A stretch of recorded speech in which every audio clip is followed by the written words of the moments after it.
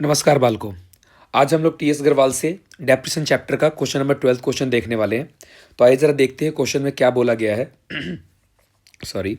On 1 April 2010 plant and machinery was purchased 1,20,000। एक आपने machinery purchase करी है 1 अप्रैल 2010 को। उसके बाद new machinery was purchased on 1 अक्टूबर 2010। एक और मशीनरी आपने परचेज करी है 2010 यानी सेम ईयर में 50,000 की। एंड 1 जुलाई 2011 25,000, और ये अगले साल आपने परचेज करी है 25,000 की। On 1 January 2013 a machinery purchase original value 20,000 which was included in the machinery purchase on 1 April 2010 was sold 6,000। तो क्या कह रहा है कि इसका मैं लाइन चेंज करता हूँ। कह रहा है कि 1 जनवरी 2013 को अब मशीनरी जिसकी ओरिजिनल वैल्यू 20,000 थी, जो कि किसके अंदर जुड़ा हुआ था 1 अप्रैल 2010 में, यानी इसके अंदर जुड़ा हुआ था। इस वाले 120,000 में इसकी वैल्यू जुड़ी हुई थी। हम उसको क्या कर रहे हैं 6,000 के अंदर बेच रहे हैं, सोल्ड 6,000। आपको क्या करना है इसके अंदर एक प्रिपेयर करना है प्लांट एंड मशीनरी अकाउंट 3 साल के लिए, और उसमें डेप्रेशन लगाना है 10% से। और कौन सा मेथड यूज करना है एसएलएम मेथड। तो आओ जरा स्टार्ट करते हैं इसकी कहानी। ये केबीएस में आया हुआ क्वेश्चन है। तो आइए अपने टॉपिक पे चलते हैं। अकाउंट्स बने हुए हैं, आपको सिर्फ क्या लिखना है इसके अंदर मशीनरी अकाउंट। तो मैं यहाँ पे मशीनरी अकाउंट लिख दे रहा हूँ, मशीनरी अकाउंट। ओके, तो क्या था क्वेश्चन के अंदर कि 2010 अप्रैल 1 को आपने क्या किया था, मशीनरी परचेज करी हुई थी। तो सिंपल, जब भी हम मशीनरी परचेज करते हैं क्या लिखते हैं बैंक अकाउंट, और मशीन की कॉस्ट कितनी है 1,20,000। फिर आपने सेम डे यानी 2010 में ही अक्टूबर 1 को आपने एक और मशीन परचेज करी है। तो मैं इसको M1 मशीन लिख दे रहा हूँ, और जब आप नए वाली मशीन करोगे परचेज करोगे तो हम उसको M2 लिख दे रहे हैं। और वो मशीन हमने कितने परचेज करी है 50,000 में। तो इस साल इतना ही परचेज करी गई है मशीन। उसके बाद अगले साल 2011 में परचेज करी गई है। तो आपको पता है कि हमारा अकाउंट 2011 31 मार्च को ख़त्म हो जाएगा। अब क्या लगाएंगे इसके ऊपर हम लोग डेप्रिसिएशन, हमेशा की तरह बाय डेप्रिसिएशन अकाउंट, और दोनों मशीन पे लगेगा। तो M1 और M2 मैंने दोनों लिख दिए। अब देखिए एक मशीन आपने परचेज करी है अप्रैल 1 को, तो 31 मार्च तक उसके पूरे साल की डेप्रेशन होगी। तो रेट दे रखा है आपको इस क्वेश्चन के अंदर कितना 10% है। तो 120 का 10% होता है 12,000। तो सिंपली इसमें कोई समस्या नहीं है, 12,000 लिख देंगे।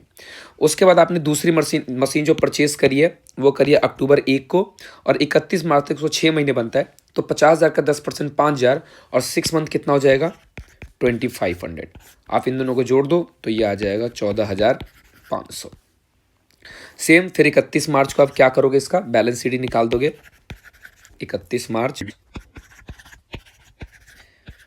बाय बैलेंस शीट मशीन 1 और मशीन 2।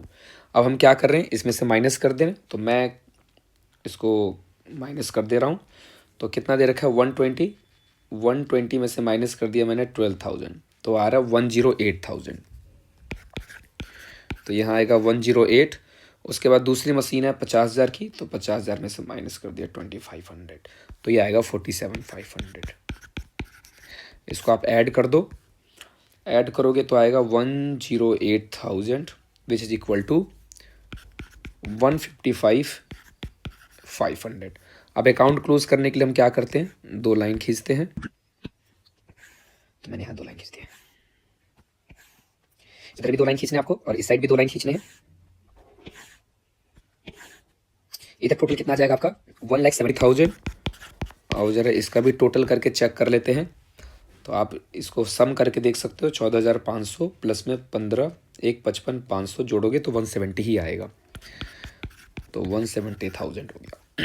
अब क्या करोगे आप इसे 2011 अप्रैल 1 आप इसको ट्रांसफर कर दो to balance BD machine 1 machine 2। ये दोनों को दोनों पूरी तरह से ट्रांसफ़र कर दो। एक मशीन की कॉस्ट कितनी है 108,000, और दूसरे मशीन की कॉस्ट कितनी है 47,500। दोनों को आपने ऐड किया था, ऐड करने पर कितना आ रहा था 1,55,500, 155,500। तो 2011 में हमने दोबारा से एक मशीन परचेज करी हुई है 1 जुलाई को, तो वो भी लिख देते हैं। जुलाई 1 को आपने एक और मशीन परचेज करी है, आप बुक में चेक कर सकते हो, ये नई बुक के हिसाब से है 2025-26 की। तो टू बैंक अकाउंट कितने का मशीन परचेज किया आपने? 25,000 की मशीन। तो एक तरह से आप इसे M3 यानी मशीन 3 मान सकते हो। उसके बाद 2013 में स्टोरी है, तो अभी कुछ नहीं करना है आपको। आ जाओ 2012, इस साल हमने कोई बेचा नहीं है, परचेज किया था तो हमने इसकी एंट्री कर दी है। अब डेप्रिसिएशन और बैलेंस निकालना रह गया है 31 मार्च बाय डेप्रिसिएशन अकाउंट। तो मशीन 1, मशीन 2 और मशीन 3, 3 मशीनें हैं। तो तीनों मशीन के डेप्रिसिएशन अब देखो, पहली वाली मशीन जो है 1,20,000, उस पर 12,000 डेप्रिसिएशन लग रहा था।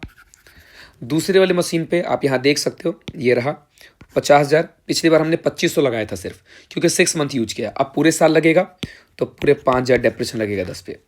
अगला आता है आपका 25,000, और ये जुलाई में परचेज किया गया। अगर आप काउंट करोगे तो जुलाई जो होता है एक प्रकार, जुलाई, अगस्त, सितंबर, अक्टूबर, नवंबर, दिसंबर, जैन, फेब, मार्च, 1 2 3 4 5 6 7 8 9, पूरे 9 महीने बन रहे। तो पूरे 9 महीने का हम क्या करेंगे, यहाँ पर डेप्रिसिएशन लगा देंगे। तो आओ जरा इसका 9 महीने का मैं डेप्रिसिएशन निकाल रहा हूँ मैं। बाकी वर्किंग नोट में भी निकाल सकते हो, बाकी मैं यहाँ पे निकाल के दिखा दे रहा हूँ यहीं पे। अगर आपको नहीं निकालने में दिक्कत होती है तो 25,000 का 10% फॉर द 9 मंथ, तो आप निकालोगे तो ये 0 से 0 सारे कट जाएंगे। 3 3 9, 3 चौके 12। अब बस आपको करना क्या, 2500 को 3 से मल्टीप्लाई करना है और डिवाइड करना है 4 से, तो ये आएगा 1875। ठीक है, तो इसका डेप्रिसिएशन कितना आ रहा है, 1875। क्योंकि आई थिंक ये अभी मेरे हिसाब से पहला क्वेश्चन आया है जिसमें 9 मंथ की डेप्रिसिएशन हमें निकालनी है अब तक की शुरुआत से में। तो ये 9 मंथ कैसे निकल रहा है मैंने लिख दिया था, अब कैसे निकालते हैं मैंने लिख दिया। आइए उसके बाद उसका बैलेंस निकालते हैं 31 मार्च को बाय बैलेंस CD। फिर सेम M1, M2, M3, तीनों का बैलेंस निकालना है आपको। क्या करना है, 1,08,000 में से 108,000 में से आपको माइनस करना है 12,000, तो ये आएगा आपका 96,000। उसके बाद आपके पास बचा है 47,500, तो 47,500 में से उसका डेप्रिसिएशन आएगा 5,000, आपको माइनस कर देना 42,500 आएगा। और दूसरी मशीन आखिरी वाली कितनी है, 25,000 की है, तो 25,000 में से आप माइनस कर दो 1875, तो ये आएगा आपका 23,125। इन तीनों को ऐड करके हम यहाँ लिख देते हैं। तो इसमें हमने ऐड किया 42,500 प्लस में 96,000 विच इज इक्वल टू 161,625। अपने आप इसने क्या करना है, अकाउंट्स को क्लोज कर देना है। और अकाउंट क्लोज करने के लिए हम कितने लाइन खींचते हैं, 2 लाइन खींचते हैं। ये लो, तो आप इसको सम करने पर कितना आ रहा है, 155,000 को हमने 25,000 प्लस किया तो 180 था। ओह 500 भी है इसके अंदर, 1500, यहाँ पर आपका 5 भी आएगा, तो 180,500 आएगा। ठीक है, 180,500, इधर भी 180,500 आना चाहिए। आई होप कि मैंने माइनस सही किया हो। ओके, आओ जरा चेक करते हैं, मेरे को लग रहा है ठीक है। आ जाओ प्लस करते हैं इसको। अच्छा, इसको मैंने प्लस अभी नहीं किया, डेप्रिसिएशन का भी तो प्लस करना था, यहाँ प्लस कर देते हैं। 12,000 प्लस में 5,000 प्लस में 1875 विच इज़ इक्वल टू 18,875। इन दोनों को सम कर दो आप, आपका इक्वल आ जाना चाहिए, तो प्लस 161,625 आ गया आपका आंसर। ठीक है ना, तो 2012 में हो गई एंट्री। अब इसका बैलेंस आप निकाल दो 2012 अप्रैल 1 टू बैलेंस BD। मशीन कितना है आपका, M1, M2, M3। M1 में कितना है 96,000, उसके बाद है 42,500, उसके बाद आपको दे रखा है इसके अंदर 23 यानी 23,125, और हमने इसका टोटल किया था तो कितना आ रहा था, 161,625। आओ जाओ जी, तो 2012 में हमने कुछ नहीं किया है, सीधा 2013 में हमने सील किया, तो इस साल हमें कुछ नहीं करना है। नहीं सॉरी, आओ जरा क्वेश्चन को एक बार रीड करते हैं फिर से। 2012 वाली कहानी में दोबारा दिखाता हूँ, पहले इसको मैं रेज कर दे रहा हूँ आपको। ये लो, तो क्या बोला इसने, ऑन 1 जन 2013, और मैं आपको थोड़ा बता दूं कि 1 जन 2013 जो आएगा वो आपके 2012 कितना सारा लिख दिया, 2012 और 13 में ही आता है। और ये जो जनवरी 13 है वो इसी का पार्ट है, यानी 2012 में ही इसको क्या किया गया है, 12-13 में ही सेल किया गया है। ठीक है ना। क्वेश्चन में क्या बोला है कि मशीनरी जिसकी ओरिजिनल वैल्यू कितनी है, 20,000 है, जिसके अंदर वो किसके अंदर इंक्लूड है, पहले मशीन के अंदर, इस वाले में, वो जो ये 120 का है ना, इसी के अंदर इंक्लूड है ये, तो जिसको हम बेच रहे हैं 6,000 में। तो आओ जरा इसके रिकॉर्ड करते हैं। तो इसी साल सेल किया गया है 2012 में ही, तो मैंने लिखा पर 12 में बेचेगा, 2013 में सेल किया गया है जैन 1 का, और ये हमारे इसी साल का अकाउंट माना जाएगा। तो जनवरी 1 क्या लिखेंगे, बाय बैंक अकाउंट, और कितने में सेल किया गया इसको, 6,000 में। ये लो, बात करें 6,000 की हो गई। अब देखो इस मशीन को जो 20,000 वाली है वो तो इस साल भी यूज हुआ है जनवरी 1 तक, तो उसका डेप्रिसिएशन भी लगेगा। ये लो, डेप्रिसिएशन अकाउंट भी लगेगा, और अगर बच गया तो प्रॉफिट एंड लॉस भी निकालेंगे। तो आओ जरा इसका वर्किंग नोट कर, आओ। तो वर्किंग नोट में तो देखो आपको क्या दे रखा था, cost of machine. Cost of machine कितनी है, 20,000 है। आओ जरा इसको देखते हैं, इसका डेप्रिसिएशन 10% लगेगा। तो बात करें अगर डेप्रिसिएशन की, आपने 2 साल डेप्रिसिएशन लगाया, एक बार ये रहा पहली मशीन 2010-11 और 11-12, तो एक बार यहाँ लगा, और 12-13 में भी लगा है। तो 12-13 में आप अप्रैल से काउंट करोगे, अप्रैल, मई, जून, जुलाई, अगस्त, सितंबर, अक्टूबर, नवंबर, दिसंबर, पूरे 9 महीने बन रहे हैं। जैन को नहीं लेंगे हम, क्योंकि 1 तारीख को ही बेचा जा रहा है। तो आपको तीन बार डेप्रिसिएशन लगाना है, सॉरी, आपको 3 बार डेप्रिसिएशन लगाना है। आओ, 12 नहीं, ये 10 और 11 है। उसके बाद आपको यहाँ लिखना है 11-12, 11-12। उसके बाद आपको लिखना है यहाँ पर 12-13। तो यहाँ पर पूरे फुल ईयर का लगेगा, 1 ईयर का। यहाँ भी आपका पूरा 1 ईयर का लगेगा, पर यहाँ पर सिर्फ 9 मंथ का लगेगा पर डेप्रिसिएशन। तो आओ जरा लगाते हैं, ये भी 2 साल 2,000 हो जाएगा। ये 9 मंथ का कैसे निकलेगा, तो 2,000 पूरे साल का है, तो 9 मंथ का निकालने के लिए हम क्या करते हैं, 9/12 से मल्टीप्लाई कर देते हैं। इसको आप कैलकुलेट कर लो, 2,000 को इंटू में 9/12, जो कि 1,500 आएगा ये। अब आप इसको क्या करो, माइनस कर दो। तो 20,000 में से आप इस पूरे को माइनस कर दो।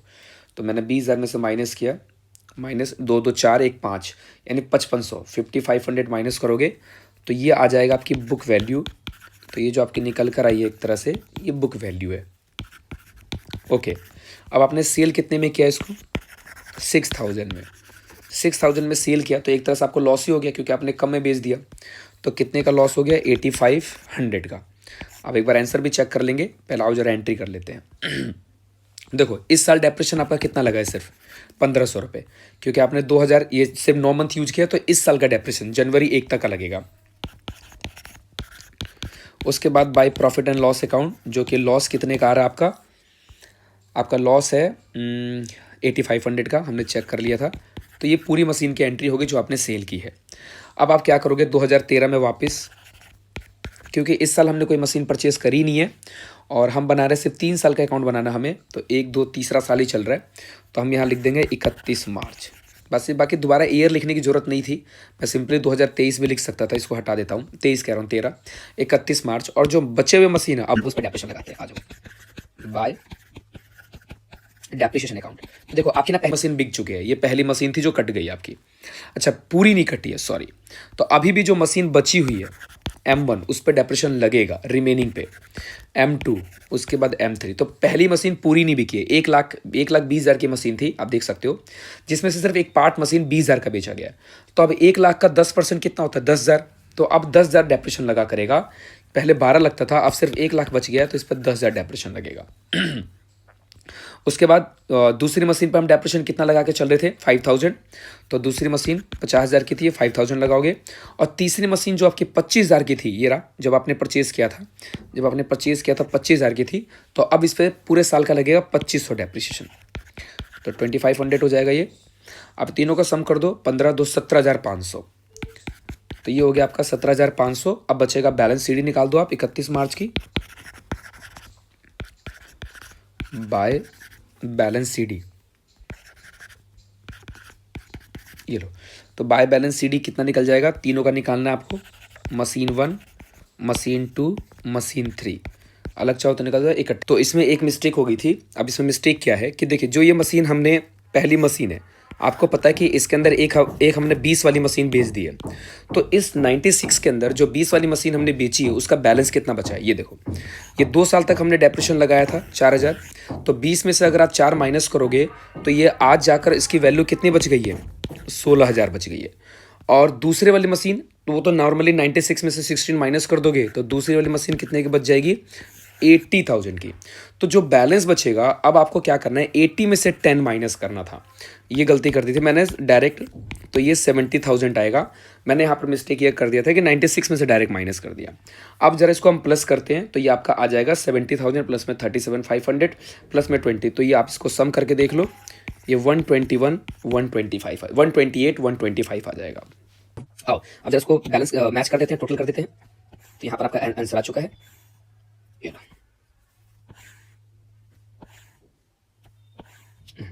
तो ये हो गया आपका, इसको सम करेंगे हम तो 161 625 ही आएगा, 161 625। और इधर भी सम करके देख लेते हैं, एक बार चेक करते हैं। तो प्लस में 17,500 प्लस में 6,000 प्लस में 1,500 प्लस में 8,500, 161 625 मैच कर जाएगा आपका ये लो। तो ये मैच कर गया आपका। अगर आपको बैलेंस लिखने का मन है तो अगले साल का बैलेंस लिख सकते हो 2013। आप यहाँ लिख सकते हो 2014 April 1 to balance BD, machine 1 machine 2 machine 3। मैं यहीं पे इसको सम करके लिख दूंगा। तो ये है आपका 70,000, दूसरा होगा आपका 37,500, तीसरा है इसके अंदर 2625। इसको टोटल करोगे 161 625। ओके, तो आओ जरा इसको हम टैली कर देते हैं और ये आपका अकाउंट क्या हो गया, क्लोज हो गया। ये लो।